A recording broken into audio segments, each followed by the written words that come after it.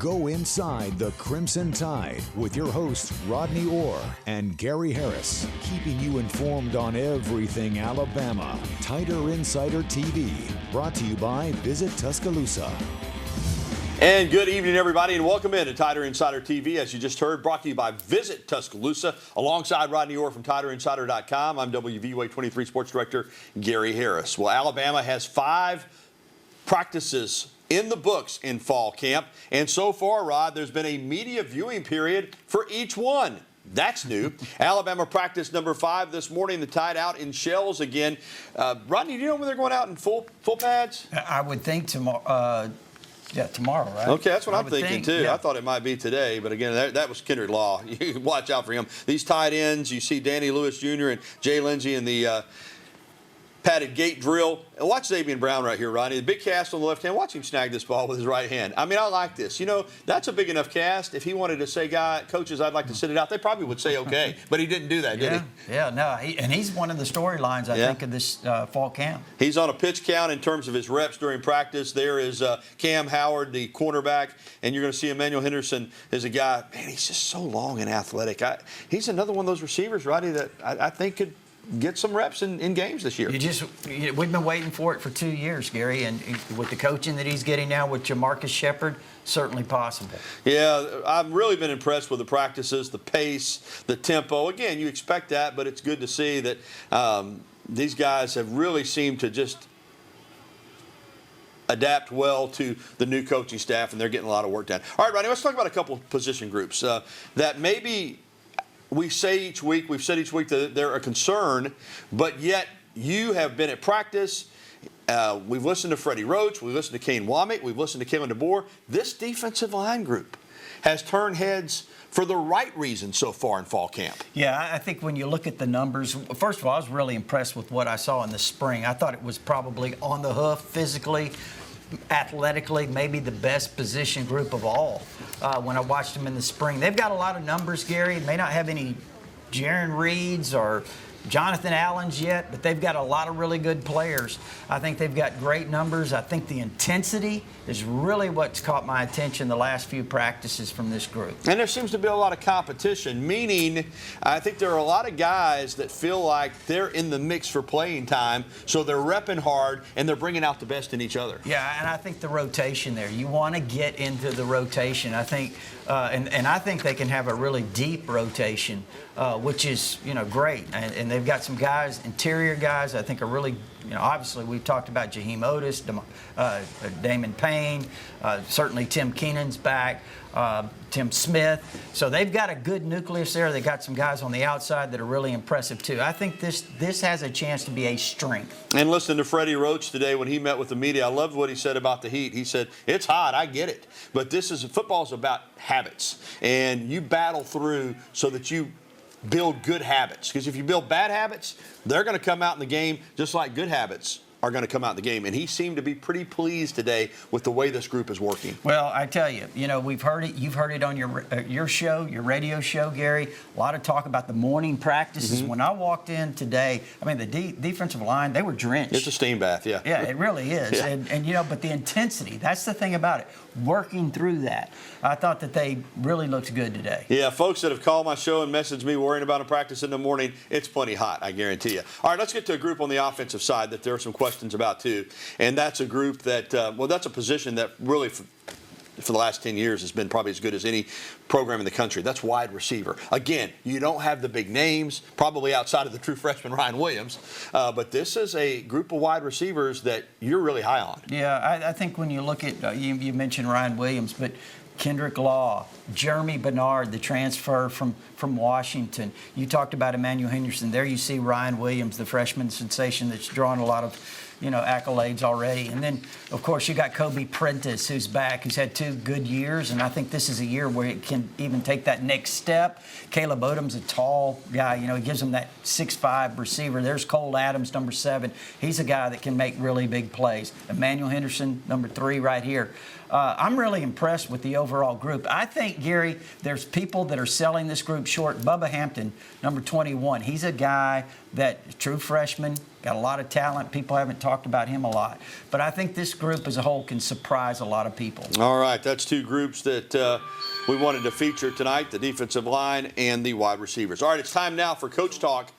And Alabama defensive coordinator Kane Wommack spoke after today's practice. Now, his scheme has been discussed a lot. 4-2-5, 4 up front, 2 inside linebackers, 5 defensive backs. But Alabama has 3 inside linebackers that Wommack calls starting level.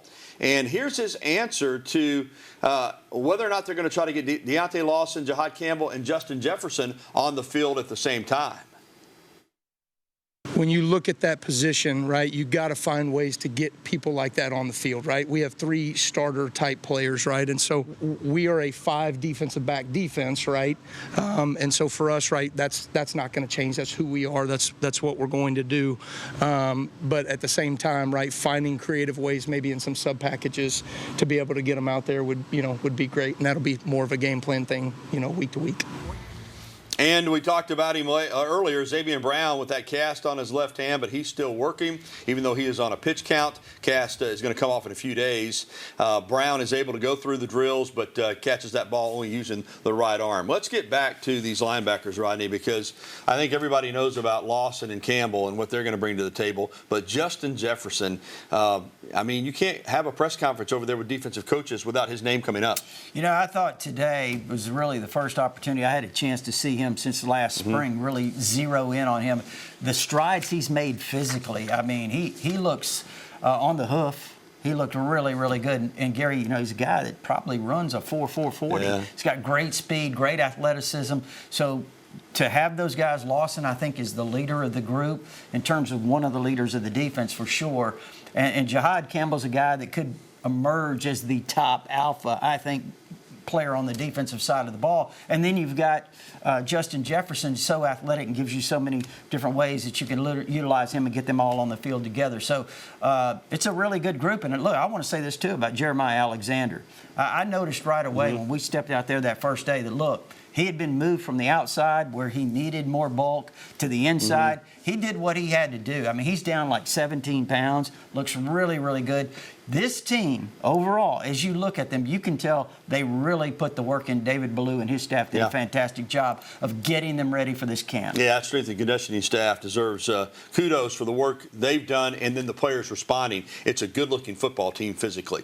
Well, the Southeastern Conference is reportedly planning to implement injury reports for the 2024 football season following the NFL and Big Ten's lead. Per sources, the SEC is moving toward a mandatory injury report, and the details are close to being finalized. That report comes from CBS Sports' Alex Scarborough and John Talty. The move is in response, of course, to legalized sports betting, and that's just part of the world that we live in. It should be noted that last season, Florida and LSU released injury reports ahead of all their games. Now it looks like the entire SEC will do so. Well, still to come on Tider Insider Television, the US LBM Coaches Poll was released on Monday, and Alabama received its lowest preseason ranking since 2009. Good news is they won the national championship. We'll have more on that. And Alabama added another 2027 commit. And Alabama is recruiting 2027. Wouldn't be shocked if they get a 2028 commit. It never stops, and they get the younger and younger. We'll have the latest on that commit coming up, and we'll be getting your phone calls, emails, and tweets. As always, that phone number, 205-348-WVUA. That's 348-9882. Or you can email us at the address on your screen. We'll be right back with the only show that takes you inside the Crimson Tide as we close in on our 25th season covering Alabama. Tider Insider TV.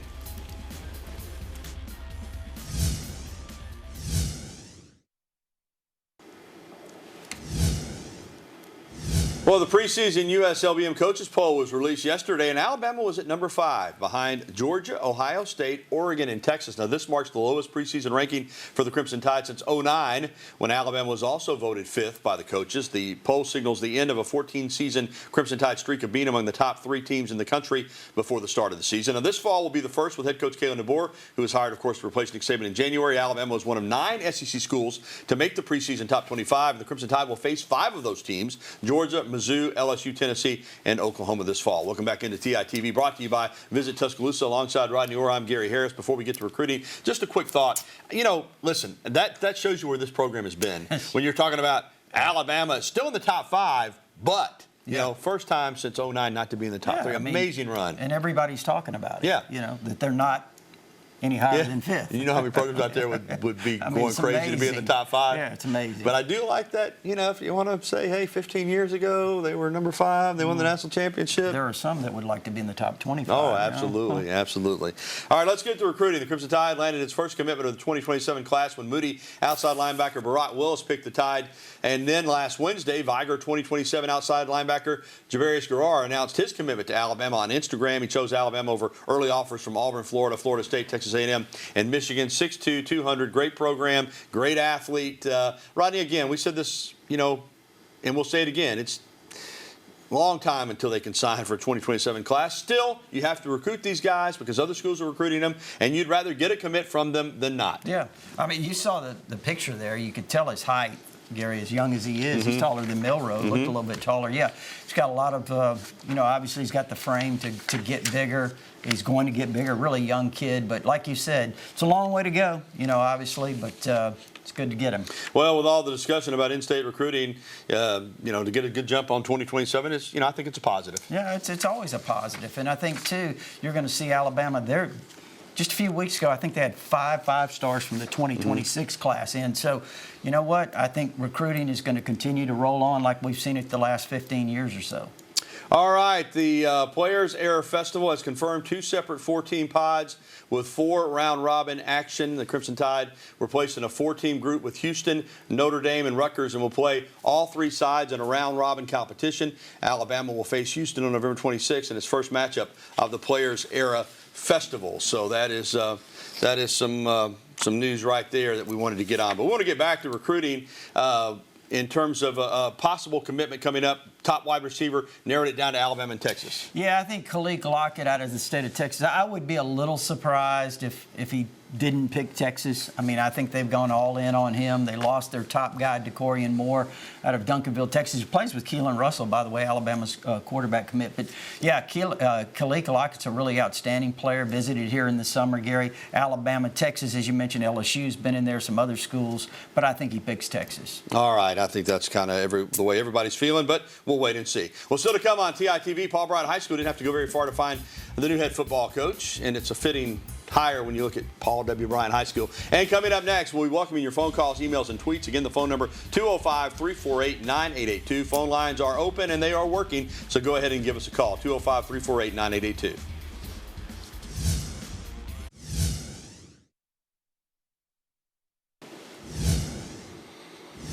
Well, Paul W. Bryant High School didn't have to go very far to find a new head football coach. On Friday, Bryant introduced Christion Jones, the former Alabama star wide receiver, as their new head coach. He spent last season at Central High School as assistant football coach and boys track and field coach. Jones was a standout wide receiver and return specialist for Alabama from 2011 through 2014. Won a couple national championships, caught 85 passes for 1,030 yards. Dynamic kick returner. He had 4 punt returns for scores and 2 kickoff return touchdowns.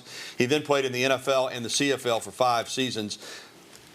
I always thought he was a great football player. Every time he touched that ball, Ronnie, he had a chance to make something happen, and good to see him get this opportunity. Yeah, he was a very dynamic player when the ball was in his hands, Gary, but the thing I remember about him most, how physical he was. Yeah. I mean, he was good on special teams. He'd hit you. And I like the fact that it's a former Alabama player as the head coach at Paul W. Bryant High School. Seems fitting, right? And he'll do a good job. All right, let's get to the phone lines. Leading us off tonight is Dale down in Moundville. Hey, Dale. Hey, guys. Thanks for taking my call. First of all, I'd like to say that it seems like this coaching staff wants to be a little more aggressive and be a little more intentional on the defensive line. And I'm glad to hear that Coach DeBoer said that they were the most improved group on the team. Mm-hmm. But Jeremiah Beeman, he started out at 265 pounds when he came in, and now he's listed at 296, if I'm not mistaken. And I just wondered if y'all think there might be a chance that he could get some playing time. I definitely think there's a chance. I mean, I think he can get in the rotation deal. I think physically, you talk about all the weight he gained. Sometimes when you gain that much weight really quickly, you maybe don't put it on the right way, but he looks really, really good. Very, very athletic. He's one of the better looking defensive linemen already physically as a freshman. So, I like Jeremiah Beeman. All right. Thanks for that phone call. That's a good one, Dale. Let's get to our email question of the day, and it's brought to you by KDM Service Corporation. When it comes to your heating and air conditioning needs, KDM Service Corporation serves your family like our family. Do you know who will return kicks and punts yet? Terry in Northport. Rodney, a real popular question right now, as we've talked about, they've got a lot of really good candidates. Look, I think Kendrick Law's returned kickoffs before. I think Emmanuel Henderson on kickoffs might be a guy to watch. Nick Saban really talked about him one time, the potential he had as returning kicks. But they have a lot of candidates. On punt returns, Jeremy Bernard returned punts at Washington, as you remember. There's talk about Ryan Williams. We've even heard some talk about maybe the Penn State transfer, the defensive back King Mack, who was really an outstanding. This is Mack here. Yeah, he was an outstanding kick returner in high school. So the good news is they've got tons of candidates. Yeah, Jalen Mbakwe could be another one. Mbakwe's another really good one. So a lot of guys to choose from, and it could be a different combination between kicking and returns and punt returns. We will see. All right, still to come on Tider Insider Television. We'll get to more of your phone calls, emails, and tweets. Again, the phone number and the phone lines are working, 205-348-9882. Come back and give us a call right here on Tider Insider TV. We'll be right back after this.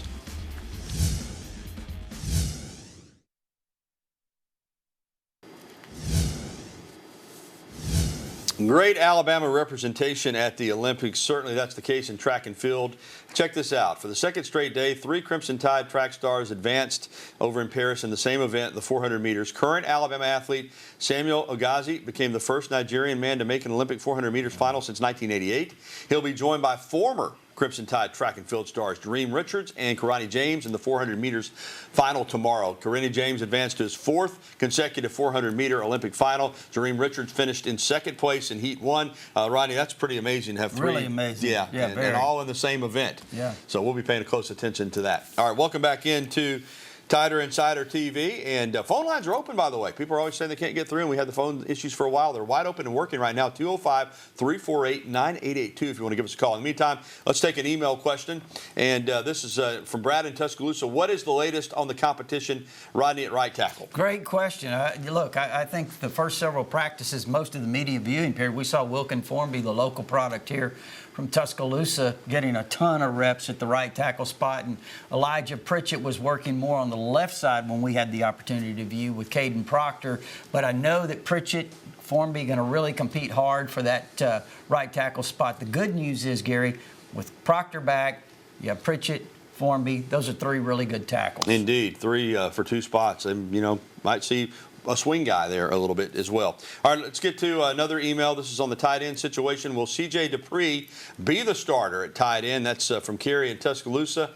Certainly, Rodney, they've got a lot of different tight ends to choose from. But he was a guy last year that transferred from Maryland. Love his blocking. But for such a big physical guy, and he is big and physical, he can catch the football. He really can. I think you give him more opportunities because he can. He can get down the field. He's athletic. He can run after the catch, makes catches in traffic. Like you said, Gary, they have a really good group. Josh Cuevas is a transfer from Washington that we haven't talked a lot about. I think he's going to have a big role in this offense. Robbie Oots is back. Danny Lewis, we've talked about him. Ty Lockwood's a young player that we've talked about as a redshirt freshman. It's got a lot of ability. So I think, overall, this group's really good. One thing, Rodney, that the coaching transition has done, in addition to, just getting used to new coaching staff, but having some question marks at positions, it gives you an idea, though, how talented this roster still is. Because regardless of the position, when you start going down the list at these different positions, there's still a lot of highly recruited guys that are vying for playing time at really everywhere on the field. Yeah, and I think, too, when you look at some of the guys they plugged in with the portal, you got Keon Sabb at safety, you got Damani Jackson.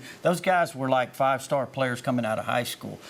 So they plugged in some guys at some key spots. And again, getting Proctor to come back was really big on the offensive line. Yeah, and something else Kalen DeVore said is he thinks Alabama's specialist when you're talking about the kicker, the punter, and the snapper as good as anybody's in the country, too. All right, still to come on TITV. We are going to come back and wrap it up right after this as we show you the beautiful evening we're having here in Tuscaloosa. Stay with us.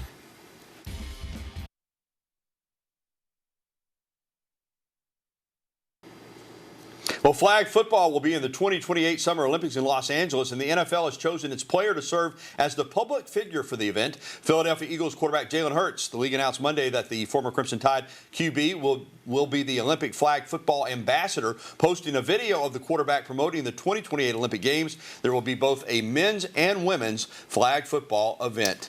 Pretty cool for Jalen at the Olympics in 2028. All right, Rodney, big week for Alabama football. You're going to be going out in pads some point this week, maybe even tomorrow. And then this weekend, Saturday's the first scrimmage, and Sunday is the fan day. So this is a big week for Alabama football. Well, I think you're going to be getting really close to starting to make a decision, Gary, on some of the guys that you're going to. So for players looking for opportunities to get on the field, to have opportunities for playing time this year, this is when it's really going to start. And the fan day Sunday, I do want to mention to you that the fan day practice is open to the public. The autograph session afterwards, the signing session on the field, you have to be a member of Yay Alabama to get down there on the field for autographs. If you're already a member, you're fine. If you haven't joined, you can join. They'll send you a code on your phone so they can check to see and get you in. But again, if you're showing up for autographs, Rodney, that's the reality of it. You won't be able to get them unless you join Yay Alabama. Join. Yeah.